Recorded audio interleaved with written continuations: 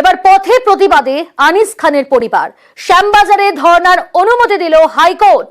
ধর্নায় বসতে চেয়ে আবেদন আনিস খানের পরিবারের তরফ থেকে অনুমতি পাওয়া গেল হাইকোর্টের তরফ থেকে। অর্ণব রয়েছে। অর্ণব, কি বলা হলো? দেখো, আরজিকর কাণ্ডে নির্যাতিতার পরিবারের পাশে দাঁড়াতে এবং বিচার চেয়ে শ্যামবাজারে ধর্ণা করার অনুমতি চেয়েছিল আর এক সন্তানহারা পরিবার আনিস খানের বাবা সালেম খান, এবং পুলিশ অনুমতি না দেওয়ার কারণে হাইকোর্টের দ্বারস্থ হন তিনি। আজ বিচারপতি রাজর্ষি ভরদ্বাজ একগুচ্ছ শর্তে বলা যায় তাকে অনুমতি দিয়েছেন, এবং এক্ষেত্রে 16x15 ফুটের মঞ্চ হবে শ্যামবাজার ধর্ণা মঞ্চে, যেখানে 144 ধারা অর্থাৎ বেআইনি জমায়েত করা যাবে না যে জায়গাটা রয়েছে, সেই ম্যাজিস্ট্রেট নির্দেশের বাইরে মঞ্চ হবে।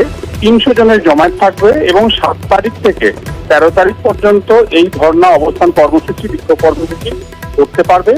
এর পাশাপাশি 300 জনের জমায়েত এবং দুপুর 2টো থেকে রাত 9টা পর্যন্ত হবে এই ধর্ণা কর্মসূচি, এবং সেক্ষেত্রে শব্দবিধি বা অন্যান্য যে সমস্ত স্ট্যান্ডার্ড বিধি যেগুলি হয় যে কোনো সভা সমিতির ক্ষেত্রে সেগুলি মানতে হবে।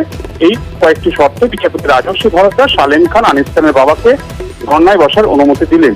যদিও সালেম খান এই আবেদন করলেও সূত্রের খবর সালেম খানের সঙ্গে যেহেতু তারা বরাবরই বামপন্থী পরিবার, সেক্ষেত্রে অনেক বামপন্থী কর্মী সমর্থক কিন্তু সালেম খানের পাশে দেখা যাবে বলে এমনটা সূত্র দাবি করছে।